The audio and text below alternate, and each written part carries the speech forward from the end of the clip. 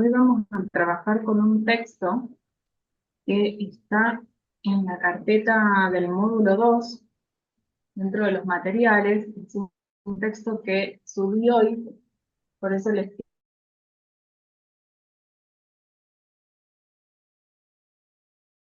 Diana Lenta.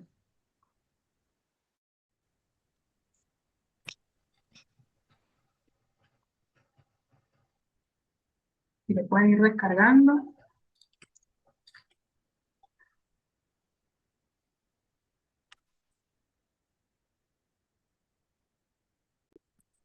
Mientras esperamos que se conecten un poquito más de compañeros.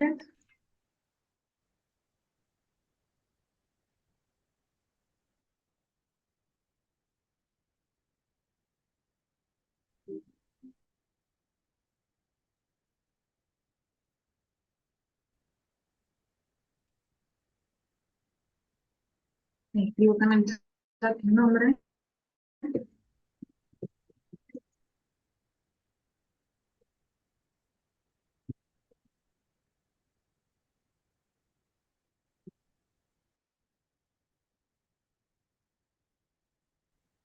Y lo pueden descargar.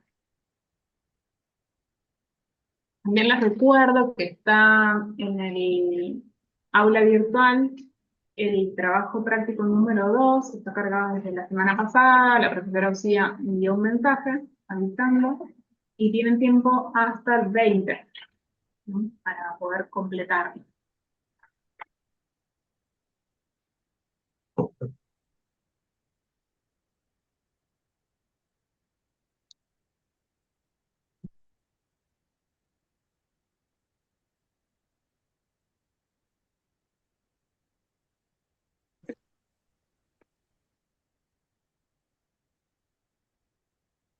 Hola, ¿están conectando?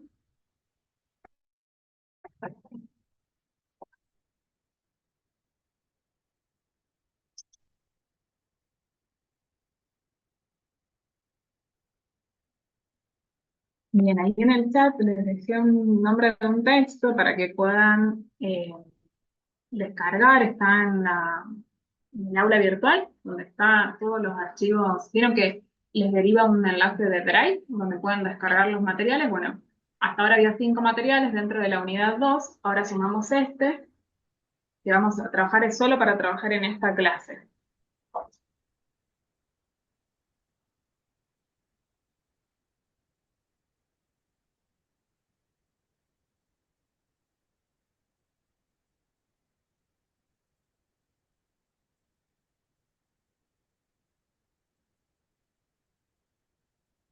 Esperamos un ratito más y ya arrancamos. Mientras tanto, pueden ir haciendo eso, cargar el material.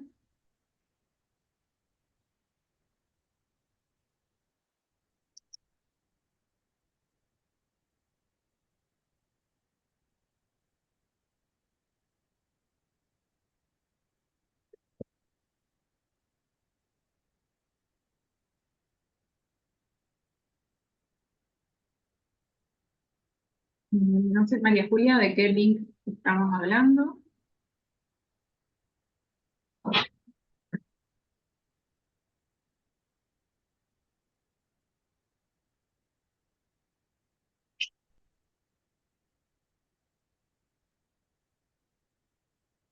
El nombre del texto, ahí lo vuelvo a poner.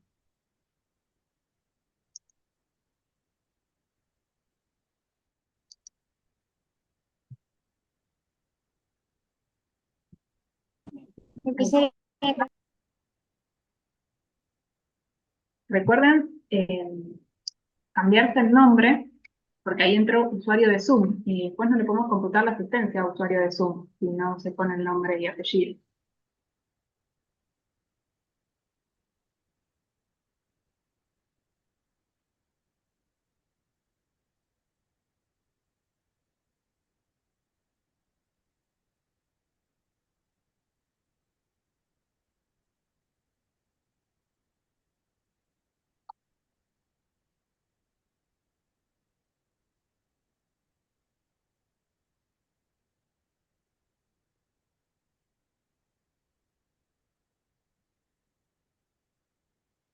Hola, Bueno, profe.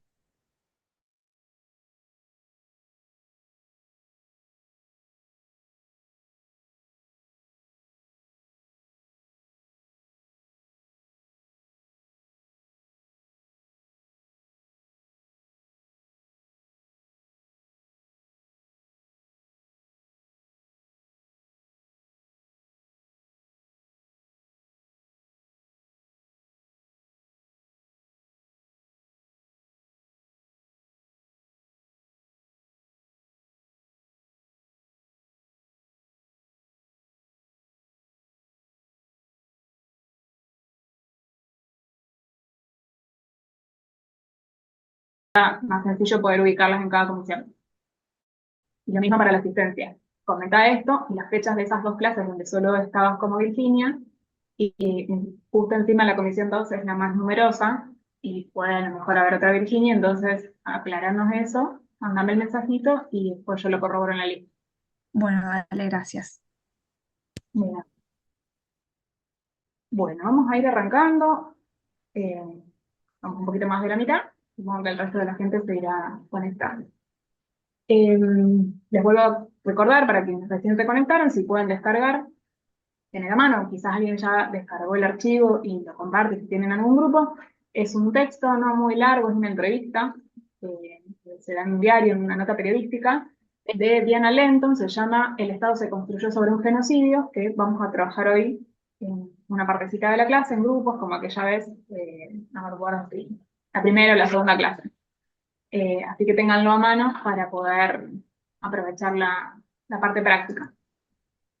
Bien, les voy a compartir pantalla. Díganme si se ve. Y arranca. Bueno, como ven ahí, vamos a trabajar, hacer un repaso. Vieron que siempre hacemos un repaso, sobre todo en esta clase, que hace 2 semanas ya que tuvieron la última clase con la profesora Ucía, porque estuvo el feriado de la semana pasada. Entonces repasamos un poco lo que estuvieron viendo y tratamos de, digamos, de hacer una conexión con algún otro texto o algún otro ejemplo o alguna... eh, Sí, sobre todo algo, digamos, que nos lleve esto teórico que vimos a la práctica. Por eso hoy vemos este texto que le subí hoy en la aula virtual. Bueno, primer texto que trabajaron en la clase con Analía. Bien, primer texto entonces que trabajaron en la clase con Analía fue el texto de Mariela Ávila, ¿no? Que era un acercamiento al etnocidio y genocidio desde Pierre Clastres. Es decir, esta autora retoma a otro autor que eh, ella utiliza esas nociones de Pierre Clastres para analizar lo que fue el proceso de dictadura en el Cono Sur, tanto en Argentina como en otros países de América del Sur. Bien, entonces arrancamos con esto y bueno, recuerden mantener los micrófonos apagados, salvo que quieran hacer una pregunta, obviamente, no hay problema. Bien, entonces, en primer lugar, hacemos un poco de este repaso digamos, que retoma Ávila, Mariela Ávila, estas concepciones, estas formulaciones que trabaja Pierre Clastres en relación al genocidio, al etnocidio y al etnocentrismo.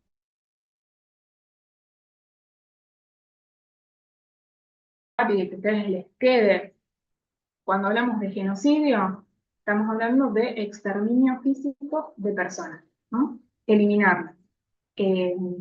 Matarlas, asesinarlas, digamos, que no existan más esas personas. En cambio, cuando hablamos de etnocidio, no hacemos referencia a la eliminación física de las personas, sino a destruir, a aniquilar los modos de vida, los modos de vida, los modos de pensar de esas personas que no se consideran dignas para sostenerse. Entonces, hay que cambiar, hay que modificar esos modos de vida y de pensamiento. Bien, ¿qué va a trabajar o qué va a desarrollar esta autora? Un poco va a profundizar cuándo surge el concepto de genocidio, lo sitúa en la época posguerra o Segunda Guerra Mundial, después de lo que sucedió con el nazismo en Alemania, pero reconoce también que no es el primer genocidio que existe. Si bien vieron que también estuvimos trabajando sobre las declaraciones de derechos humanos allá por 1948, después de la Segunda Guerra Mundial.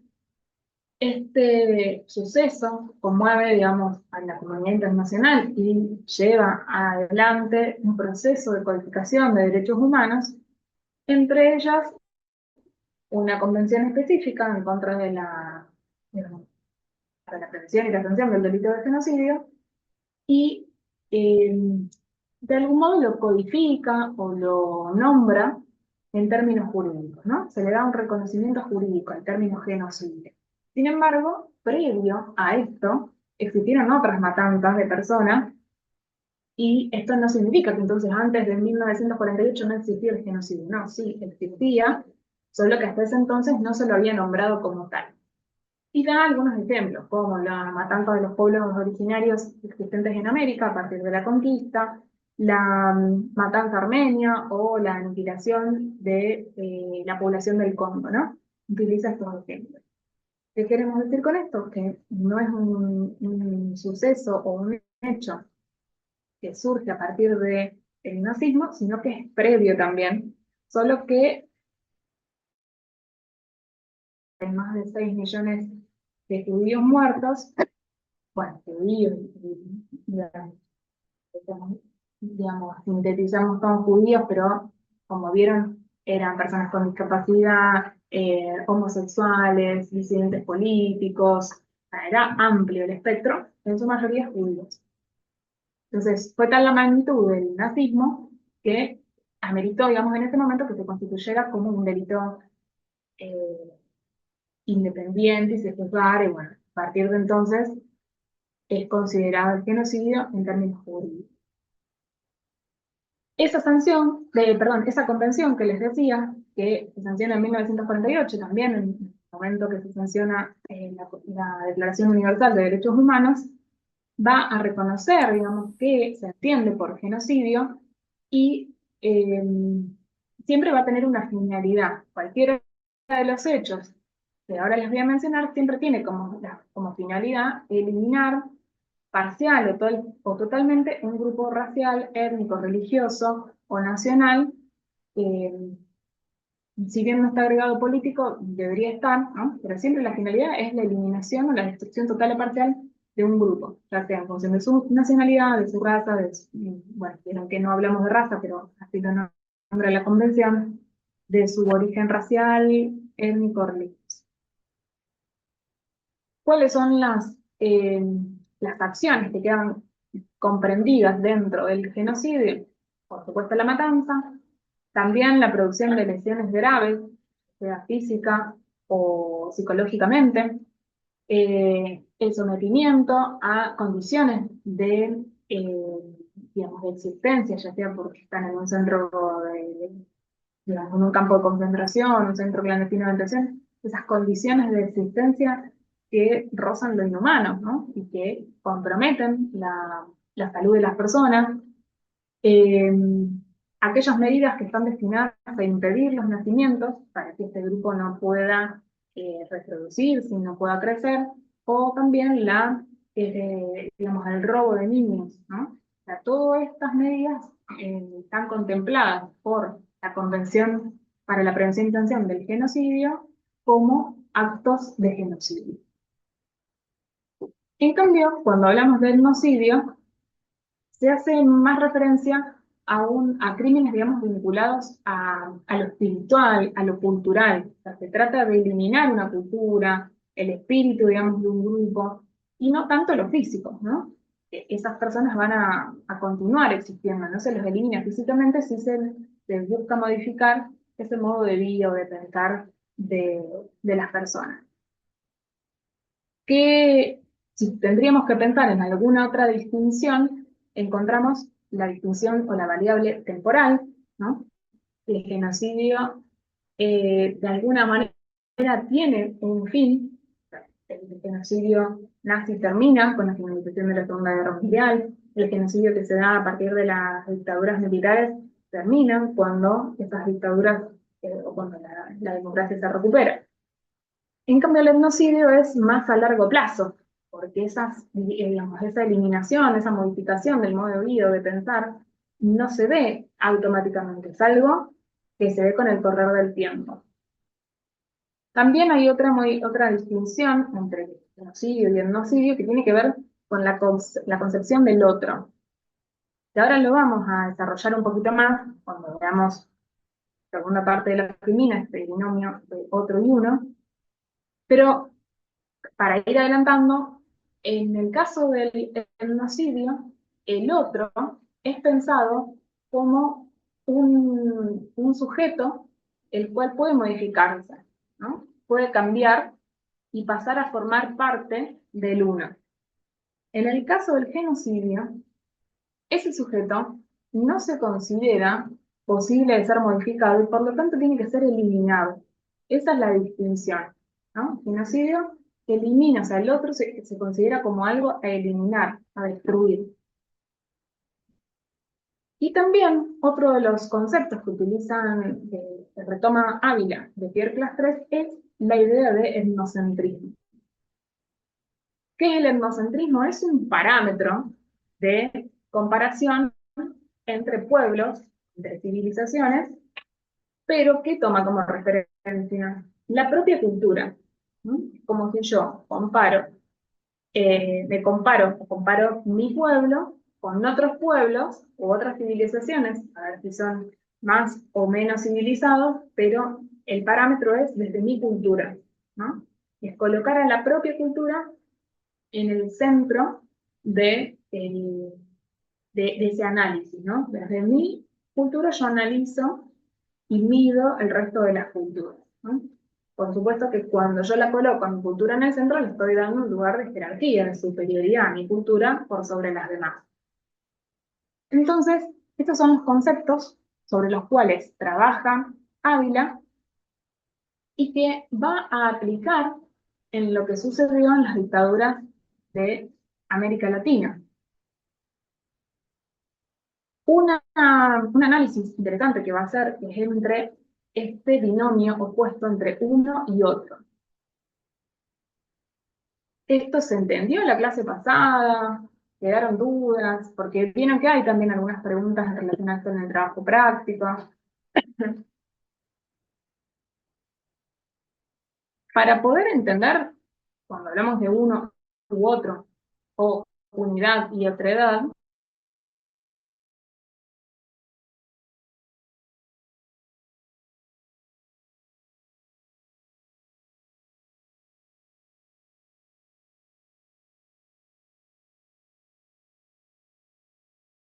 a un determinado grupo, una determinada cultura. Para que ese uno exista, tiene que haber un otro, con el que, digamos, un otro del cual yo me distinga. Entonces, existe de esa diferencia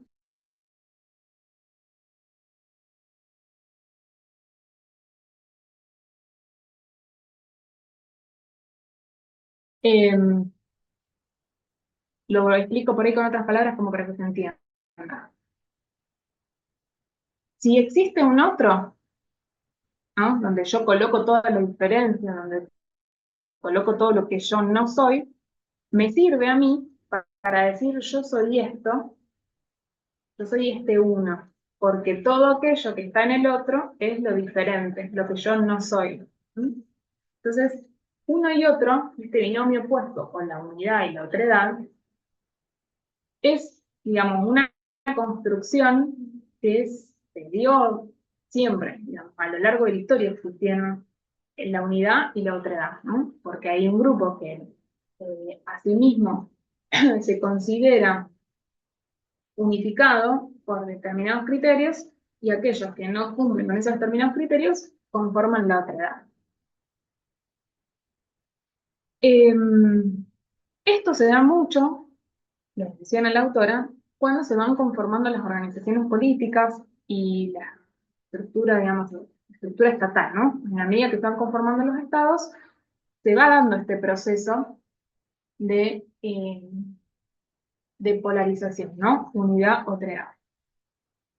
Ahora bien, cuando esa diversidad, esa diferencia que se va notando, ¿no? Porque obviamente pensemos incluso en estados como el nuestro, inmenso, con un país, digamos, territorialmente muy extenso, tanto a lo ancho como a lo largo, con una conformación de población muy diversa, puede tener obviamente distintos grupos que la compongan. Entonces, ahí lo que se va a intentar lograr es una unificación de toda esa población.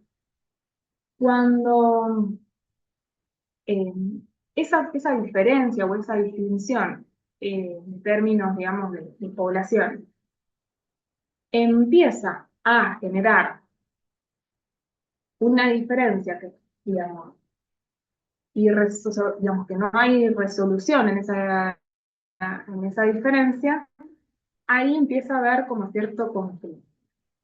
¿Qué pasa? Cuando esa diferencia va a generar temor, cuando esa diferencia inquieta, cuando se convierte en un problema porque no se la está pudiendo asimilar a la unidad, ese miedo va a generar en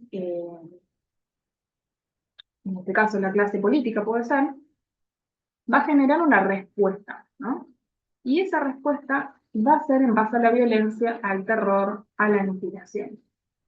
Entonces, cuando no se puede dominar, digamos, a esa diferencia, no se la puede asimilar y que se incluya dentro de la unidad, ahí se responde frente a esa diferencia con violencia, con aniquilación y con terror, ¿no?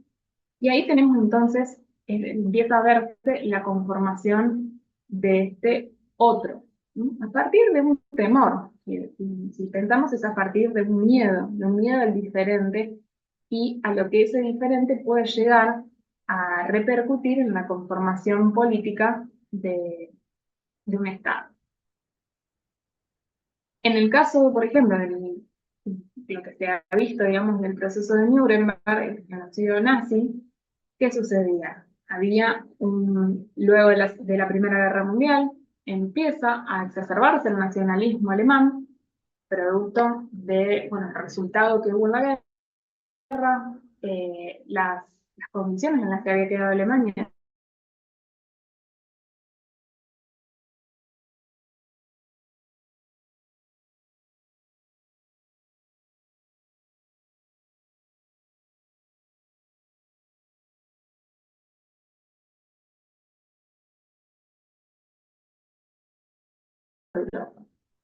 Entonces, ahí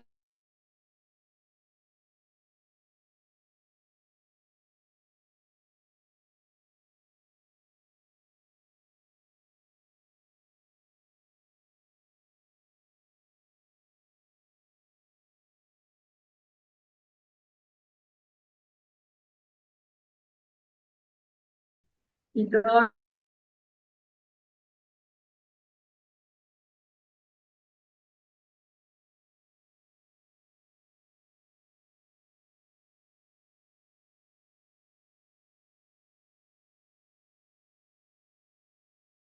con suponete discapacidad o algún tipo de malformación, porque eso lo que hacía era manchar la propia raza.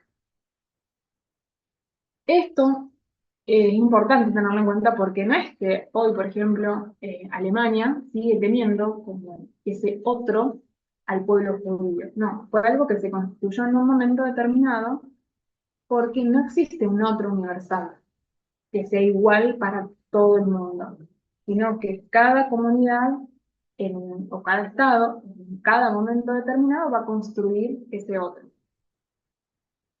En Alemania en ese momento fueron los judíos. Hoy probablemente sea otro, digamos, otra población u otra, digamos, ese otro sea diferente. Lo mismo ha pasado aquí, y en la época de la dictadura se construyó un otro subversivo en ese momento, ¿no? Entonces, este otro universal no existe, sino que se va a ir construyendo en la medida que eh, surja de las necesidades de la comunidad o del Estado en cada momento, ¿no? Bien. Y luego la autora lo que va a hacer es traspolar esto que vimos recién a lo que sucedió en la Argentina a partir de las víctimas en Argentina y en el conocido a partir de las dictaduras militares. Esto se los paso muy rápidamente porque Ana María lo desarrolló bastante, que pasó luego de la Segunda Guerra Mundial, la Guerra Fría, una guerra sin armamentos, una guerra más ideológica, donde lo que se sería, digamos, sobre todo eh, digamos, preservar era que el comunismo no llegara o no afectara a Occidente. Y el único ejemplo que hubo, que Cuba, en el continente americano, fue bloqueado, digamos, y la idea era que no pudiese, digamos, es expandirse. Acá vamos a encontrar la doctrina de la seguridad nacional, sostenida, digamos, por eh, Estados Unidos, digamos, tanto la doctrina de la seguridad nacional como la Escuela de las Américas también, donde las distintas fuerzas armadas de los países mandaban gente, se formaban y ahí se les, sí, se les adoctrinaba sobre cómo reconocer al otro subversivo. Luego también el Plan Cóndor, sobre todo en los países del Cono Sur, bien plan financiado por Estados Unidos y la CIA. ¿Y cuál era el objetivo de todas estas doctrinas, de este plan y demás? Sobre todo, despolitizar, desmovilizar a los grupos sociales en ese momento, y había mucho movimiento estudiantil, mucho movimiento de trabajadores, grupos sociales que militaban y demás.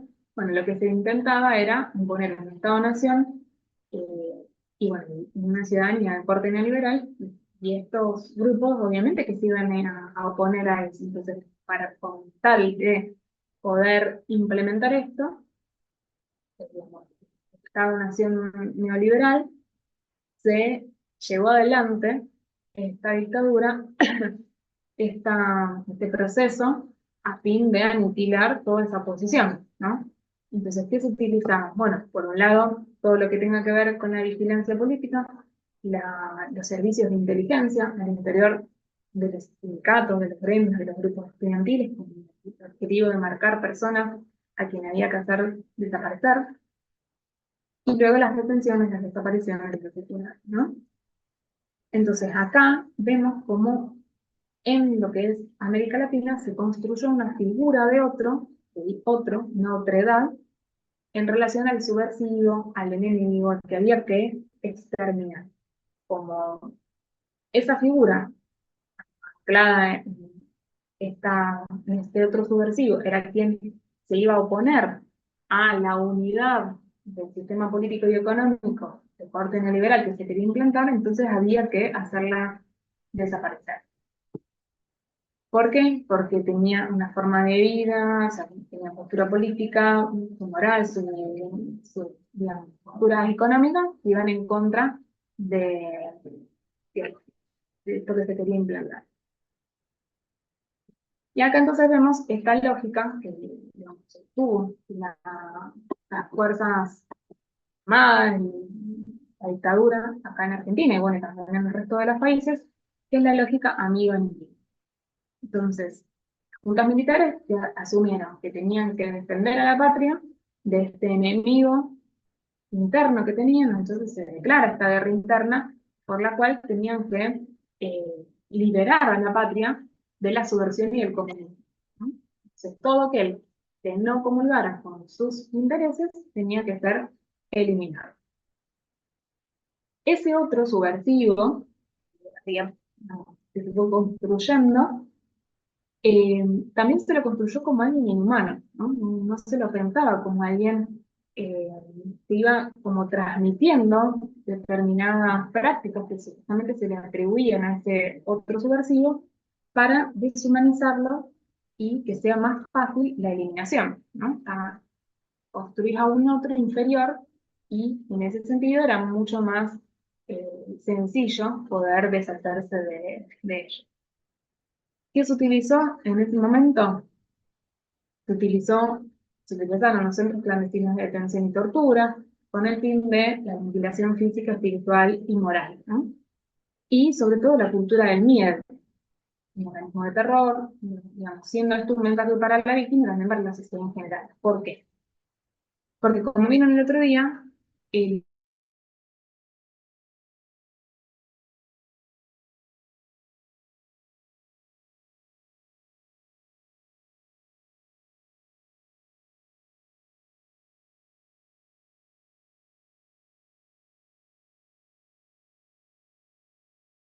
común, por lo menos seguían detenidos, pero digamos, blanqueados sería, se decía en ese momento.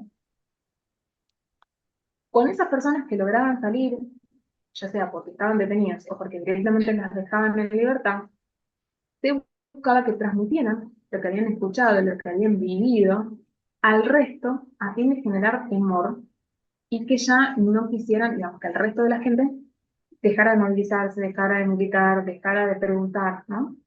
Entonces, había un mensaje en esas liberaciones y justamente lo que se buscaba con eso era generar terror en la población. ¿Por qué? Pues no sabías cuándo te podía llegar a tocar.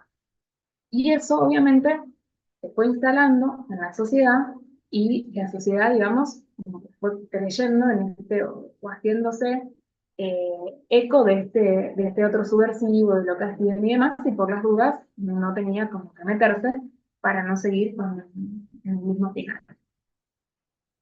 Ahora bien, en este caso, lo que esta autora viene a analizar y a traer es la idea de etnocidio también. Porque si bien todo lo que venimos viendo hasta ahora eh, encaja en lo que es la descripción del genocidio, porque es la mutilación, digamos, sí, del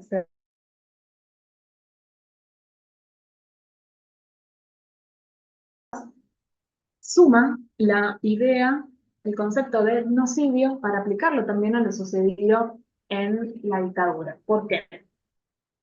Porque en esto del detenido desaparecido se niega la identidad de las personas, se las desaparece, o sea, no solo se los asesina, sino que se hace desaparecer el cuerpo y toda huella que permitiera identificar a esos cuerpos, ¿no? Entonces, digamos, lo que desaparece es la identidad de esas personas.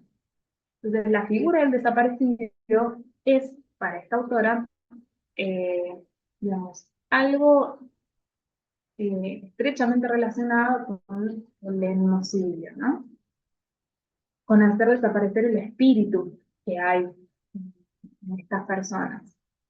Y esto sumado también al robo de bebés y niños y a la supresión de identidad, obviamente, porque digamos, quedándose con los niños y los bebés de las personas detenidas y desaparecidas y asignándolas a otras familias, digamos, a familias afines a quienes estaban al frente del proceso militar, obviamente estaban haciendo un vuelco de 180 grados para lo que iba a ser luego este niño o esa niña, o sea, dónde iba a crecer, en una familia completamente opuesta a donde está, ¿no? Se le suplanta la identidad y esto obviamente marca un quiebre en la historia, ¿no? Tanto en la historia como en la cultura de estas personas. Entonces, estos dos puntos especialmente es donde la autora marca el etnocidio también que significó la dictadura en nuestro país, bueno, en los países de América Latina. No sé si había ahí algún comentario.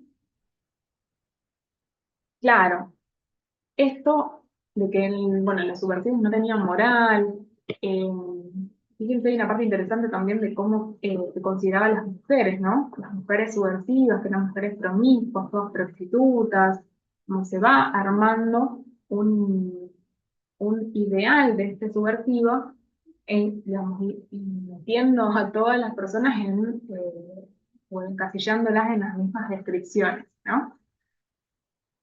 Y siempre en esta lógica de amigo-enemigo, ¿no? Entonces todo el que encajara dentro de esa descripción era mi enemigo y me habilitaba, digamos, a los militares a poder exterminarlos, porque eran enemigos, ¿no? Bien, hasta acá entonces este repaso muy rápido, que no duró ni media hora más o menos, de lo que ustedes estuvieron viendo con la profesora Lucía en relación al texto de en estas, sobre todo vieron que se trabajó el ejemplo del genocidio en nazi y este ejemplo de lo que sucedió en la dictadura latinoamericana, las dictaduras latinoamericanas. Ahora nos interesa que puedan trabajar un ratito en grupo, nos va a ir voy a dividirles ahora sobre el texto de Diana Lenton que les dije hace un ratito. Si no lo pudieron bajar, no pudieron o lo que sea, también lo pueden buscar directamente poniendo el nombre Lenton Diana, el Estado se construye sobre un genocidio, y les va a aparecer la nota del página 12 de más o menos esta misma época del año del 2011, ¿no? Porque obviamente sale esta nota en razón de la fecha, ¿no? Vimos de conmemorar el Día de la Diversidad Cultural, el 12 de octubre, y bueno, y esta nota sale en ese contexto, ¿no? Les pido que hagan una captura de pantalla, les saquen una foto, lo que les parezca, porque ahí están las consignas que van a tener que trabajar en cada grupo. Y luego, como en la vez anterior, van a entregar un trabajo por grupo. Quizás pueden ir, en la medida que van leyendo, también elaborando un archivo de Word o de Drive, lo que les parezca, así les resulta más sencillo después para poder subir el trabajo. Que lo van a hacer en este ratito, digamos, tendremos ahora media horita para trabajar, después suben el trabajo en el ratito que les queda cuando terminamos la clase.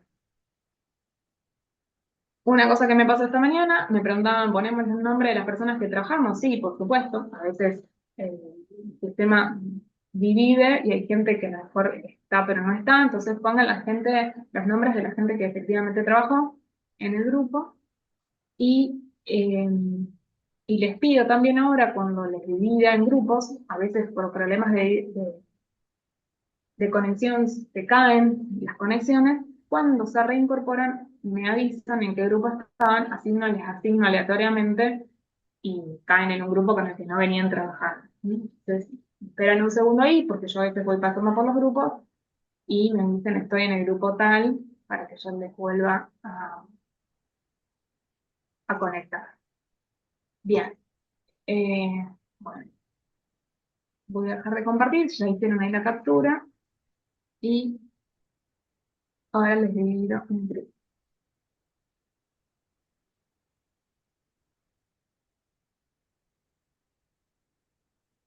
Condiciones.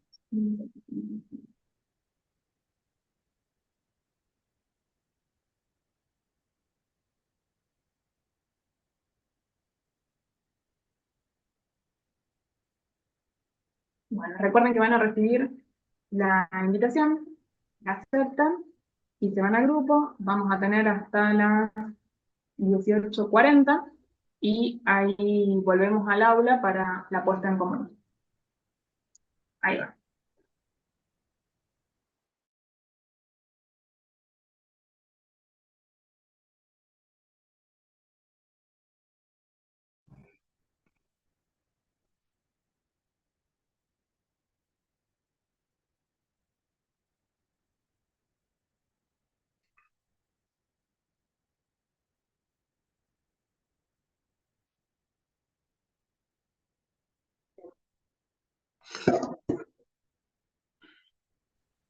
Buenas.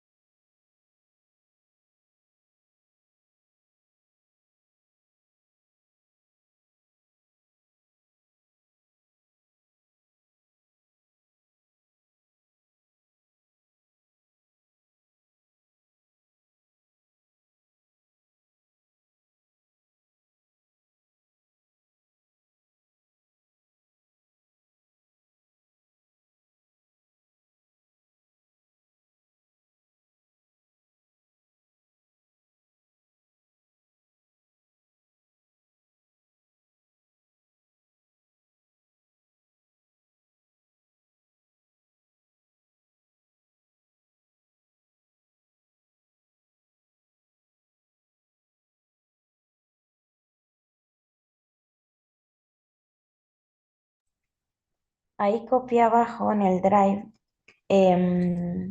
otra manera de responder la primera, que quizás lo podemos añadir a la respuesta uno que se está armando acá.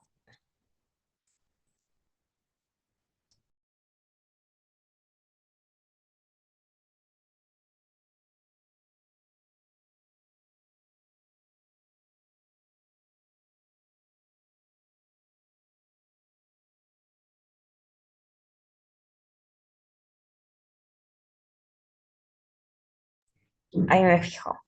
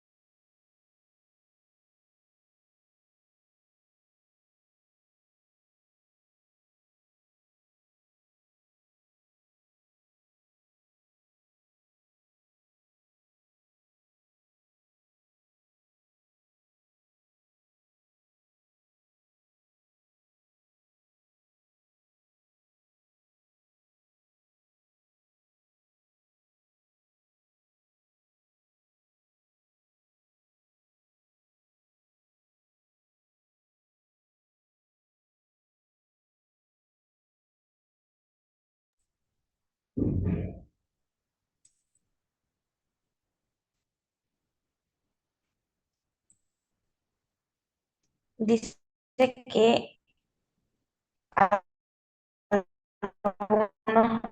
hechos fue eso.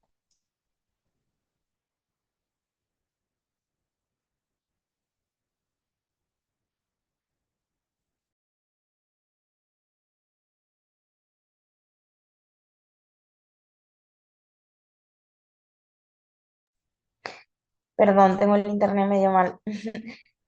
Dice que uno de los hechos concretos que hubo fue la matanza de población civil. Lo dice en el tercer párrafo, en el que hechos concretos hubo. Ahí se escucha bien.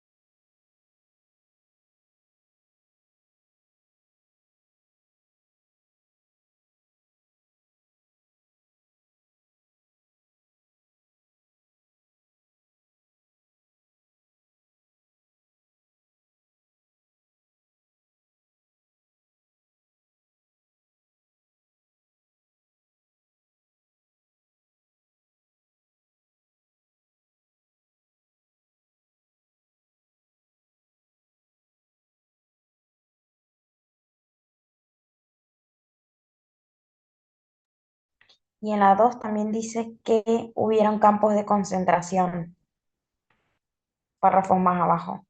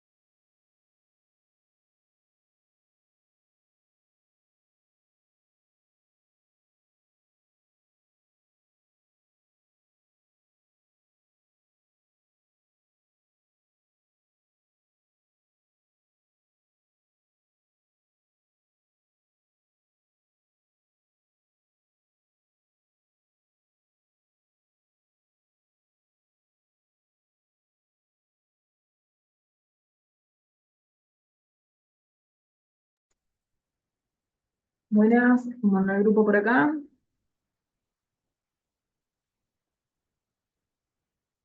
Avanzado.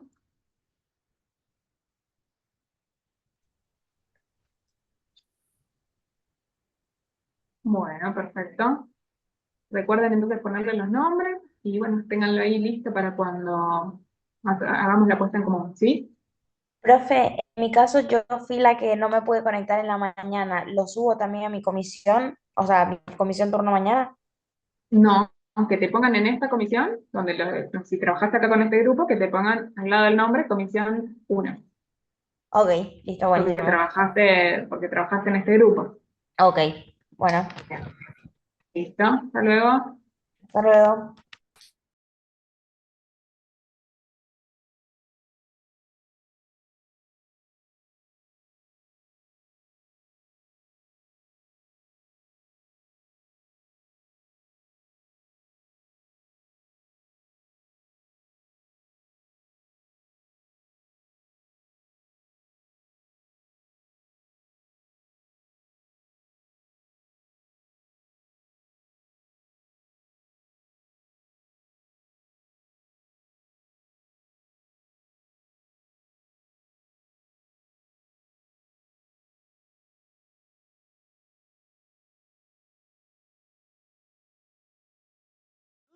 Pero R1, tipo, te bloquea los ataques. Fue mentalizado. Yo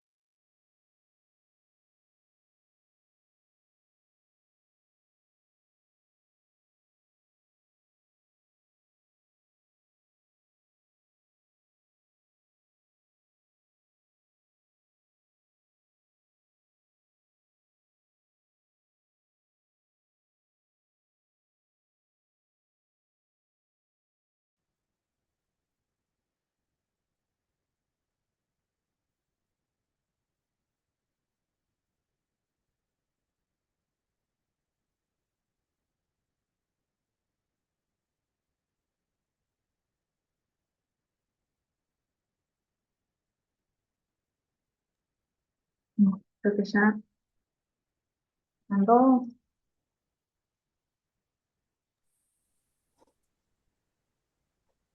Bien, están terminando de entrar. Ay, sí, te juro. Voy a volver a compartir.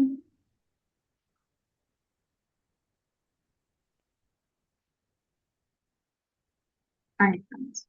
Bueno, vieron, es un texto bastante sencillo, al ser una entrevista, es como amigable para la lectura, no es algo tan académico, pero nos permite hacer una aplicación de lo que estuvimos viendo recién, o, bueno, entre la clase anterior y el principio de esta clase, a otra experiencia diferente. ¿Alguna vez habían escuchado hablar de genocidio constituyente? ¿Lo habían trabajado quizás en alguna otra materia?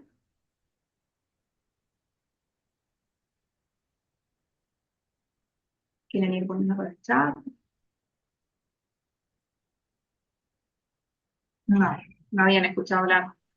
Bueno, a mí me pasó lo mismo, ¿no? Hasta no trabajarlo hace unos años también en la facultad, no es, digamos, un término que sea muy utilizado, ¿no? Pero nos parece interesante desde la cátedra también retomar esto, porque, bueno, es una de las preguntas justamente, cuál es la idea de genocidio hoy en día, pero bueno, para no adelantarnos, vamos a ir un poco ¿no? Una de las primeras, la primera pregunta es ¿a qué se refiere, ¿no? Con genocidio constituyente. ¿Qué han podido poner? Si alguien quiere compartir de los grupos, si quieren hablar, obviamente habilitan el micrófono y la leen o la comentan.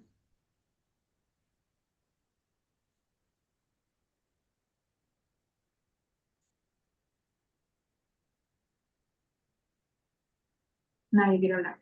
Bueno, supongo que los trabajos lo hicieron, más allá de que los van a subir, eh, algo mínimo, ¿no?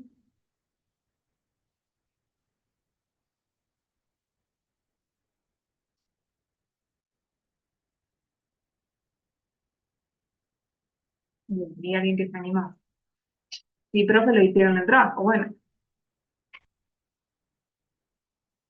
¿en qué se basa, digamos, esta idea de genocidio constituyente?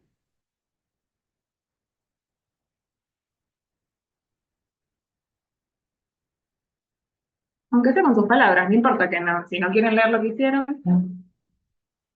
Claro, el Estado se construye en base a un genocidio, sí, es un poco el título, ¿no? Que le da la autora al texto.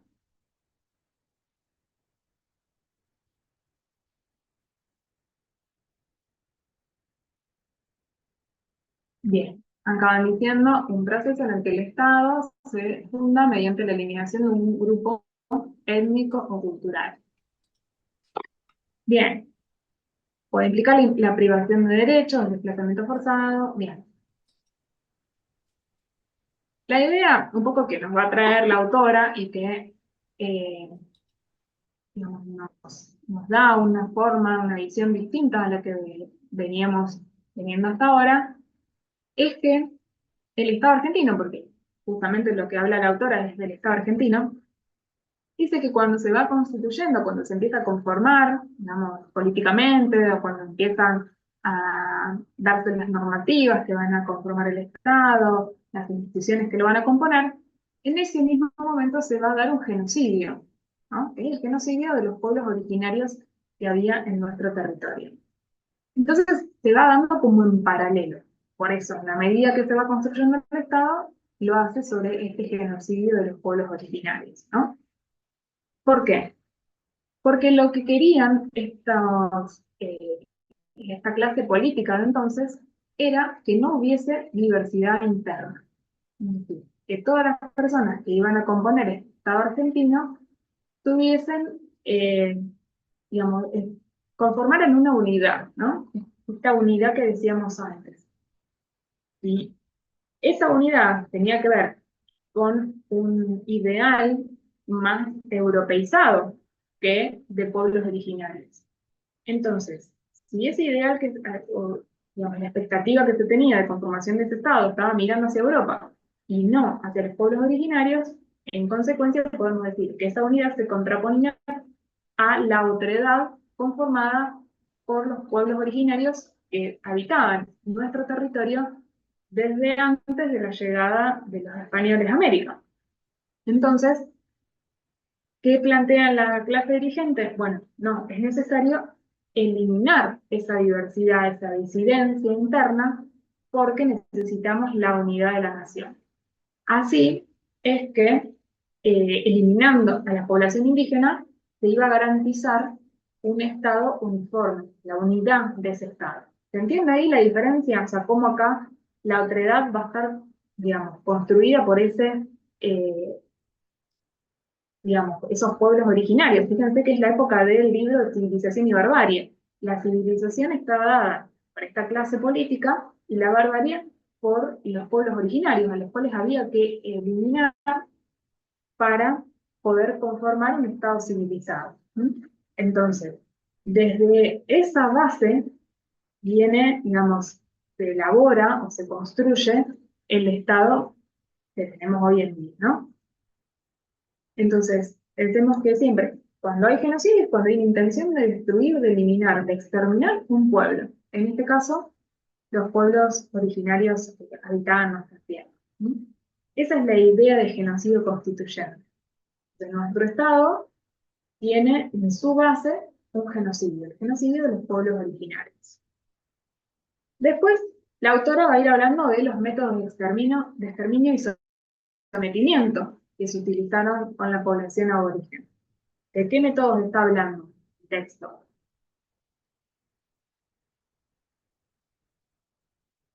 Algunos que recuerden, si quieren también abrir el micrófono, nombrarlos, aunque sea, no es necesario que los digan así tan formal. Algunos ahí Franco estuvo diciendo también en el chat. Matanza, campos de concentración, robo de niños, fusilamientos masivos. Bien.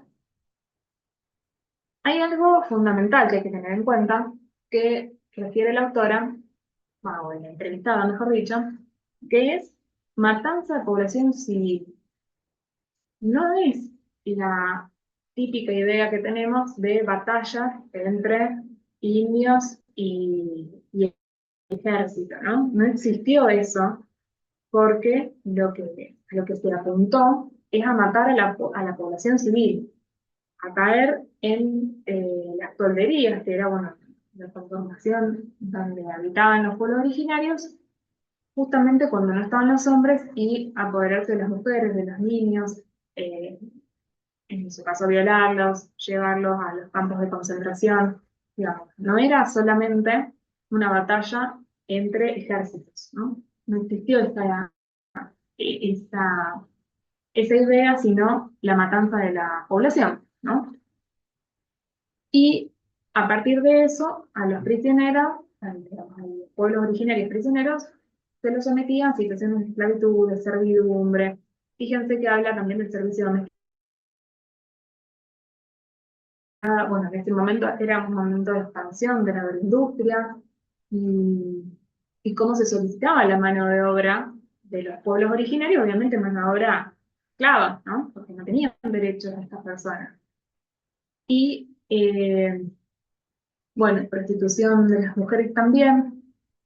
Y todo esto, a su vez, distribuido en distintos lugares, porque ¿cuál es quizás la idea más común que tenemos eh, en relación a campañas que se hayan hecho, ¿no? Este nombre que se le ha puesto, ¿no? Campaña del desierto? Es una campaña que si la tenemos que situar geográficamente, ¿dónde la situamos?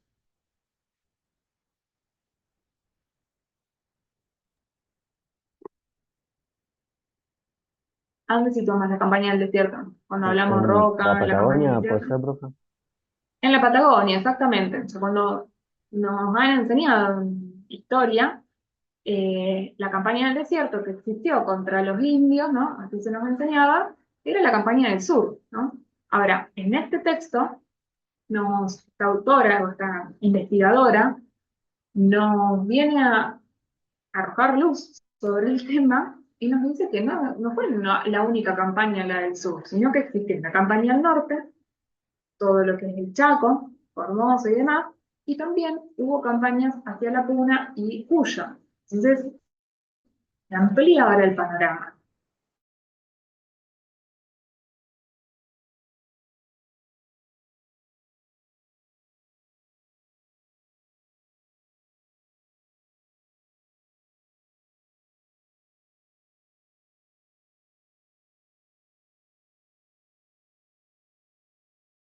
Lo que es el Chaco y Formosa, que es lo que podemos llegar a encontrar en el sur. Entonces, en general nos han llegado hasta acá, hasta esta época, la famosa campaña del desierto hacia el sur, ¿no?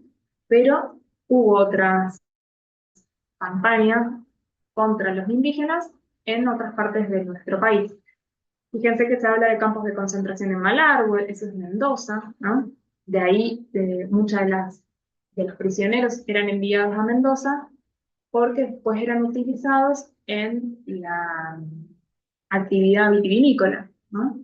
Como también otros eran solicitados de las plantaciones algodoneras y así, de las distintas producciones agroindustriales. Bueno, también incluyó el robo de niños, también incluyó los fusilamientos masivos, ¿no? Hubo distintos métodos de sometimiento.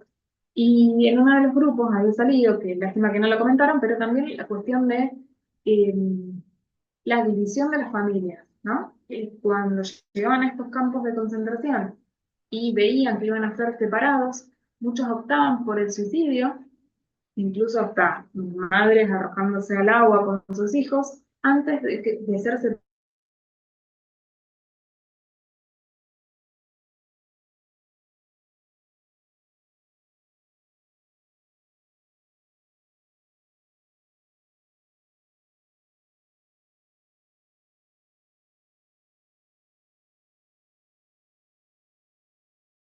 Información, también como una forma de hacer memoria.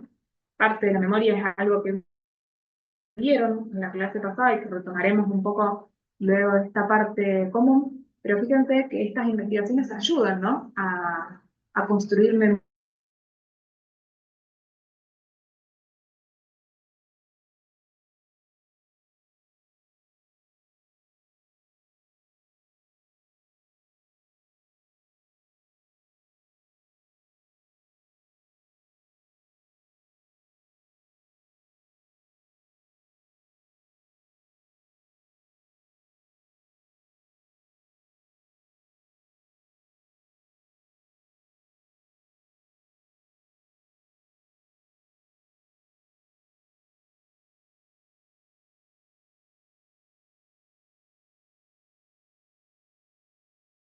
Que tenemos hoy en día es aquellas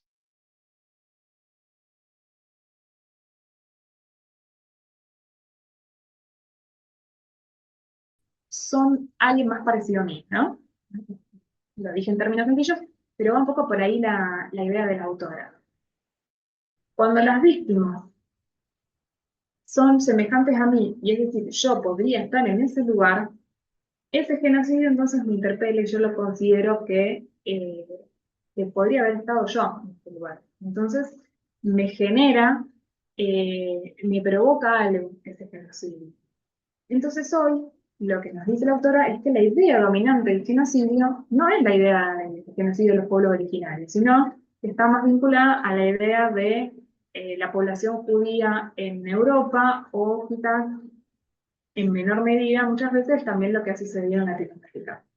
Muchas veces se asocia, o hoy tenemos esa idea de genocidio.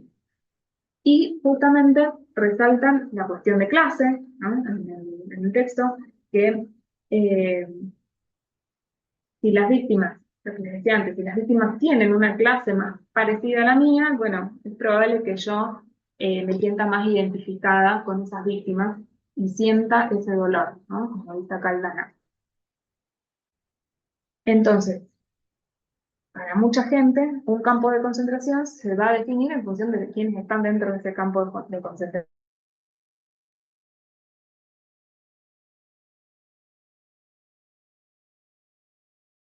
el genocidio constituyente en el que se basó nuestro Estado es un genocidio que, desde el punto de vista de la autora, se sigue perpetuando el día de hoy. A diferencia del genocidio nazi que terminó en la Segunda Guerra Mundial, o del genocidio que se produjo en nuestro país, que finalizó con la vuelta de la democracia, el genocidio de los pueblos originarios no terminó. Empezó en aquel momento y es un genocidio que al día de hoy se sostiene. Y en parte es la sociedad también quien sostiene ese genocidio al día de hoy, ¿no? Eh, Siempre que terminen chocando los intereses de los pueblos originarios del Estado, en general, el Estado el que va a prevalecer sobre eso. Y en relación a esto venía la última pregunta, porque en aquel momento se hablaba de la idea de progreso en relación a que todo esto que se hacía, digamos, iba a contribuir al progreso de nuestra nación, y hoy ¿qué se utiliza? No es la idea de progreso, es la idea de qué.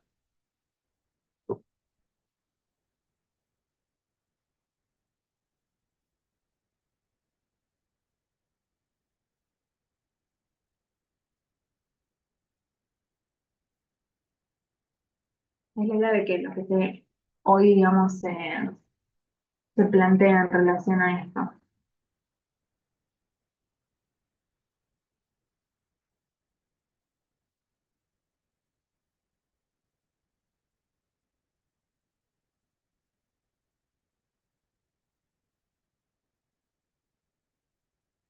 Bueno, eh, no sé quiénes son, nos vamos, porque Celeste escribimos sola, pero bueno, no sé quiénes son, nos vamos. Eh, la idea entonces de progreso, de ese entonces, se cambia en este momento por la idea de desarrollo. Es decir, en ese momento el Estado se iba constituyendo y obviamente es una combinación de políticas, digamos, de decisiones políticas, de decisiones económicas. Esas decisiones iban con un objetivo que era el progreso. Hoy, actualmente, el desarrollo económico es lo que prima en las decisiones que se va tomando, y fíjense que donde están asentados los pueblos originarios en general son territorios que siempre se ponen en cuestión, ¿no?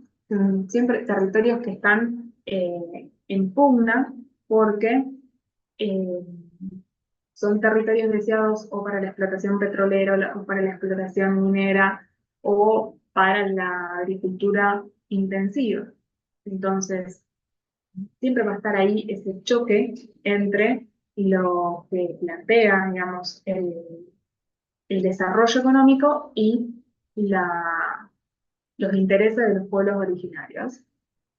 Ahora, ese progreso o ese desarrollo no es en relación o a costa del Estado, sino que siempre es a costa del otro. Y ese otro, como venimos viendo, es pues otra idea está dada por los pueblos originarios, ¿no? Un poco por ahí viene la idea de progreso hoy en día. El cierre que hace la autora es que en los pueblos originarios han sufrido un genocidio, que es este genocidio constituyente, que como vimos no terminó, que continúa hasta el día de hoy, y sobre todo han sobrevivido, ¿no? Entonces hay una gran parte de la población que resiste y hoy se mantiene, digamos, su lucha por los derechos de los pueblos originarios. Han avanzado un montón, sí, hasta incluso se han reconocido sus derechos en la Constitución Nacional, pero eso no obsta a que sigan siendo, digamos, reprimidos cuando reclaman sus derechos, que muchos dirigentes de los pueblos originarios hayan sido asesinados en esa búsqueda de justicia. Bien, bueno, un poco por acá terminamos en la puesta en común de este trabajo, con la idea de que les sirva también este ejemplo diferente al que estuvieron viendo para eh, tener en cuenta la idea de genocidio y de genocidio que estuvimos trabajando hasta ahora. Luego, la clase anterior también habían estado trabajando el texto de Lucía Escalante, que voy a darles también un breve comentario en relación a este texto. Estuvieron viendo, bueno, cómo se caracterizaba el derecho humano a la memoria. No hay una documentación o no hay convenciones que establezcan en el derecho tal el derecho a la memoria, pero sí es una construcción que se fue haciendo a partir de distintas políticas públicas y demás. Tiene una doble dimensión el derecho a la memoria. Por un lado, una dimensión, si se quiere, un poco más individual, porque está pensada en reparar a las víctimas y a su familia, en el caso de que esta víctima ya no está, no esté. De ese modo se evita, digamos, el olvido, y ese olvido muchas veces es traducido en impunidad, sino. Entonces, por un lado, esa reparación a la víctima y su familia, ¿no? Para evitar la impunidad. Esa es la dimensión individual. Por otro lado, una dimensión un poco más colectiva pensada en la idea de no repetición, es decir, la memoria como un instrumento que permita no repetir la historia a futuro, ¿no? Y para eso es necesaria la construcción de memoria, porque para no repetir es necesario conocer qué es lo que sucedió, y para conocer es necesario, indispensable, memoria que construya qué fue lo que ha sucedido. A nivel internacional, a partir de la Segunda Guerra Mundial, volvemos como al mismo eje, fíjense que hay como un eje, eh, un hito, que fue la Segunda Guerra Mundial, y a partir de ahí el desarrollo de la normativa de derechos humanos ha evolucionado. Y en ese entonces, a partir de lo sucedido, la comunidad internacional, eh, digamos, insta a que se creen determinados instrumentos para luchar contra la impunidad y lograr que eso que sucedió en la Segunda Guerra Mundial no vuelva a ocurrir. Hay una serie de premisas que se tienen en cuenta, como la verdad, la justicia, la reparación y la memoria, siendo justamente la memoria la que va a dar lugar, o donde se va a sustentar esas otras tres premisas, ¿no? La verdad, la justicia y la reparación, ¿no? Y después estuvieron viendo estas definiciones que están acá, menos de los autores Cabrera Suárez, de Gómez Niza, que un poco repasa esto que les venía diciendo recién. En términos de normativa, tenemos, por un lado, a nivel internacional, la Comisión de Derechos Humanos de la ONU, que elabora los principios contra la impunidad en el año 1997. Ahí justamente se habla de esto que les decía antes, verdad, justicia y reparación, y, bueno, y memoria. Y luego se hace como una actualización de estos principios en el 2005 y se los estructura de esta manera: derecho a saber, de la víctima y de la sociedad, en conjunto, el derecho a la justicia. Esto implica que haya investigaciones, se juzgue lo que ocurrió, derecho a la reparación, la restitución, cuando se puede, digamos, la restitución es volver al estado, volver las cosas al estado anterior a la violación de los derechos, no siempre se puede, y la indemnización posterior, ¿no? Y todas las medidas destinadas a garantizar que no vuelvan a ocurrir esos hechos. A nivel regional, tenemos un documento que son los principios de políticas públicas sobre memoria, y ahí hay ciertas directrices para que los estados implementen políticas en relación a los archivos nacionales de memoria, los sitios de memoria y demás, ¿no? Y son los estados, obviamente, quienes tienen la principal obligación de abordar de manera integral la memoria.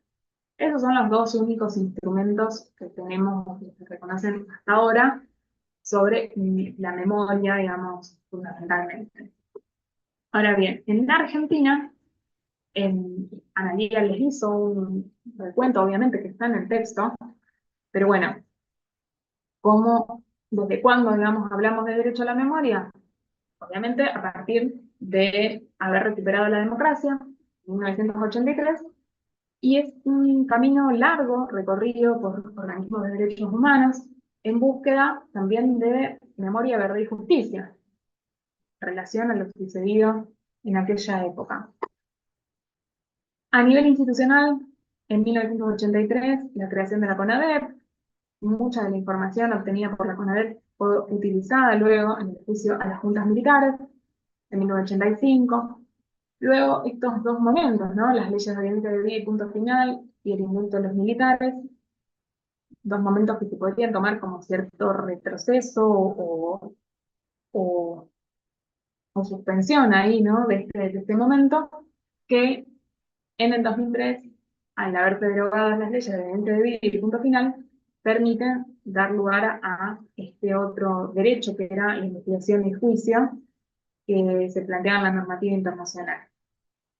Todo eso, digamos, en términos de memoria, se suma las distintas políticas, ¿no? Que se fueron implementando. Los sitios de memoria, donde hubo digamos, centros clandestinos de detención y tortura, se fueron constituyendo sitios de memoria, espacios que son abiertos a la comunidad, con la idea de que la gente pueda recorrerlos y saber qué fue lo que sucedió allí.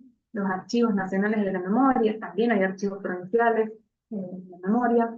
Luego se fueron metiendo también archivos audiovisuales de los juicios también. Y bueno, todo lo que sean políticas educativas, de formación y fechas, como la instauración del 24 de marzo como día como feriado, ¿no? El Día Nacional de la Memoria, la Verdad y la Justicia, o el 10 de diciembre como el día que se recuperó, digamos, la democracia, eh, en un día, digamos, que se conmemora.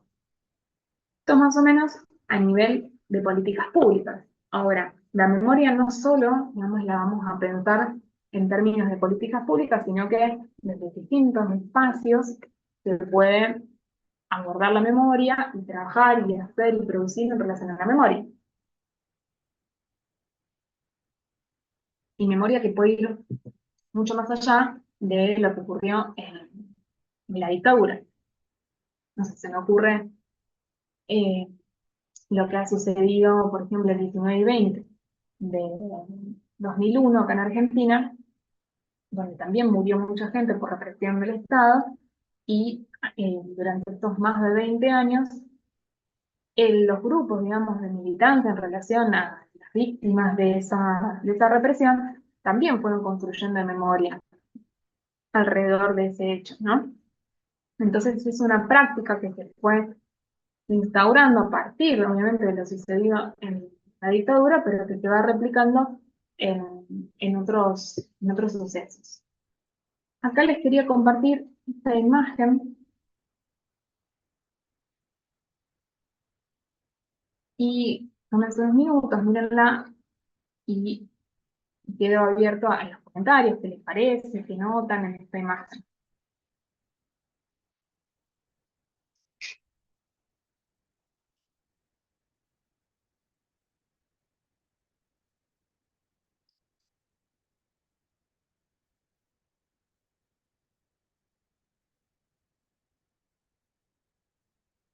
¿Qué les parece que es?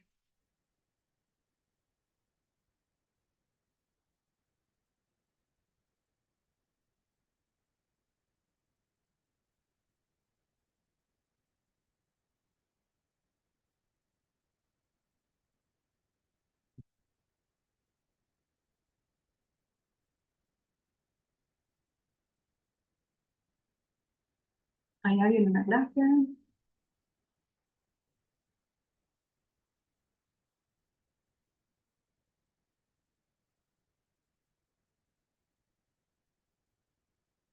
¿Qué ven acá en esta imagen? ¿Qué les parece que se representa en esta imagen?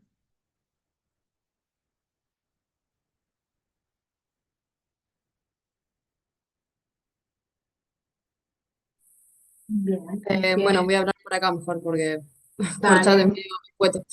gracias. No, pareciera que hace como un anclaje entre diferentes situaciones que también se dieron en democracia, o sea, tanto en dictadura como en democracia. Como la desaparición, por ejemplo, de Jorge Julio López, me parece que veo por ahí, que fue en democracia.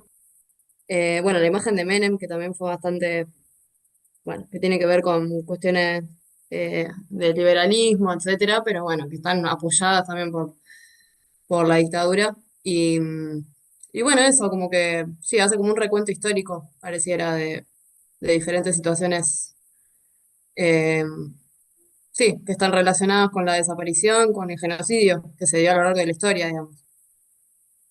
Bien, va por ahí. Fíjense que cada uno de estas son como pequeños afiches, ¿no? Que el autor va elaborando. Cada uno hace referencia a un año. Van a ver 2001, 1955, 1976, 1979, 1977, una especie de línea cronológica que va haciendo este autor. Y siempre, digamos, el tema de fondo es lo sucedido en la dictadura y lo posterior, ¿no? Fíjense que, digamos, es un autor rosarino, entonces está el monumento, está la provincia de Santa Fe, y, y va nombrando cosas, si bien nacionales, pero también hace un anclaje en nuestra ciudad, en nuestra provincia. Y todo este recorrido que va haciendo, cronológico, tiene que ver con cosas que estuvimos hablando también hace un ratito. Por ejemplo, hay una acá en el medio que dice Rosca de Pascua. Rosca de Pascua, 1987, es el año donde se dan las leyes de obediencia civil y punto final. En este que dice vuelos, vuelos, relaciona 1955, 1976, va relacionando dos golpes de Estado y lo que sucede, digamos, en esos golpes de Estado. Está, bueno, el Nunca Más, ¿no? En la imagen de Menem dice indultos, insultos, ¿no? Porque toma lo que sucede durante el gobierno de Menem y los indultos que se hacen a los militares en esta época. Obviamente los madres, eh, Julio López, que es un desaparecido en democracia, fue secuestrado en la época de la dictadura y cuando tuvo que declarar en un juicio en el año 2006, eh, el juicio contra Chescolás, que era quien lo había detenido en aquel momento, lo vuelven a desaparecer y el día de hoy todavía continúa desaparecido, un desaparecido en democracia. Después van a ver, bueno, dice Quinta Funesta, que es una de las causas de acá, de la ciudad, de la provincia, eh, sobre la Quinta de Funes. Entonces, fíjense cómo este autor va tomando distintos, en una especie de línea cronológica, distintos hechos que hacen un recorrido y van hilando parte de la historia, construyendo memoria, ¿no? Eh, Ahí les voy a compartir un código QR, el cual pueden escanear y van a poder descargarse la imagen. Yo sé que muchos quizás están viendo esto en celular y por ahí no lo pueden apreciar bien, pero para que tengan la posibilidad de descargarlo y si pueden verlo en alguna compu, va a estar bueno porque van a poder apreciar esos detalles con más detenimiento que quizás en una pantalla muy chiquitita. Eh, y es una muestra, o sea, es un mural que está en el Museo de la Memoria, de acá de Rosario, que queda en Balcarce, no, perdón, en Córdoba y Moreno. Esta muestra, bueno, Javier Armentano es arquitecto, es diseñador gráfico y audiovisual, y este mural es parte de una obra que hace Armentano con Pablo Romano, si no me equivoco, que hace eh, digamos, y le pone sonido a este mural, ¿no? Completa la obra con algo con una obra, digamos, de audio. Y, y bueno, y fíjense, dice, desde 1977, con la primera ronda de las Madres de Plaza de Mayo hasta la actualidad, toma forma de línea de tiempo, y la obra aborda los momentos más significativos de la lucha por la memoria, la verdad y la justicia en nuestro país, ¿no? Entonces, es una forma también de construir memoria desde el arte, desde el diseño, ¿no? Y cada uno de los, ir un poquito para atrás, para quienes pueden verlo, fíjense que cada uno de estas imágenes puede representar un afiche, puede representar la tapa de una película, de un DVD, la tapa de una revista, ¿no? Eh, Fíjense la diversidad, digamos, de cosas que podrían llegar a representar cada una de estas imágenes. Bien, y traía también para compartirles otros afiches, en este caso, en el año 2013 se cumplieron 10 años de la recuperación de la ESMA. La ESMA era la Escuela de Mecánica de la Armada, donde funcionó un centro clandestino de detención. ese espacio se recuperó y hoy es museo.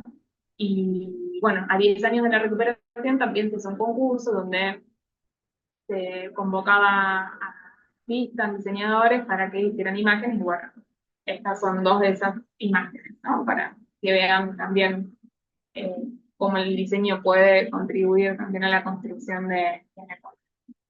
Bueno, hasta acá voy. No sé si tienen alguna pregunta, ahí voy a leer los comentarios. Muchas representaciones gráficas, caricaturizaciones, afiches, bien, lo que veníamos diciendo. Es como un collage relacionado con temas de derechos humanos y justicia. Bien. Bueno, genial. Bueno, no sé si tienen algún comentario, si no, por ahí terminamos. Y bueno, suban ahora en un ratito, tienen un ratito más, creo que les puse hasta las -4 para que puedan subir los trabajos. Y recuerden hacer el trabajo del módulo 2. Eh, Volvemos a insistir como lo hicimos en el primer módulo. Va a haber recuperatoria de la gente que se presente el trabajo y le vaya mal. Si no lo presentan, el trabajo después no hay recuperatoria y en consecuencia quedan libres. ¿Sí? Entonces recuerden presentar el trabajo hasta el 20. Profe, una pregunta sobre el trabajo. Sí. Yo me extendí un poco porque después me di cuenta que era hasta 4 hojas. Ujú. ¿Hay algún problema o puedo achicar la letra o puedo modificar algo, digamos, No te para que sea sí o sí? Si no te extendiste hasta 8, está bien. O sea, No, puede no, ser. seis más o menos. Bueno, fíjate ahí como para que no sea tan extenso. Sí, sí, sí. Sí, cualquier cosa saco algunas cosas, pero si son ponerle 5 no pasa nada. No, hasta 5 no pasa nada. El tema es no extenderse mucho más porque son mucho Dale, trabajo para leer. dale, dale, listo. Gracias. Bueno, no hay nada.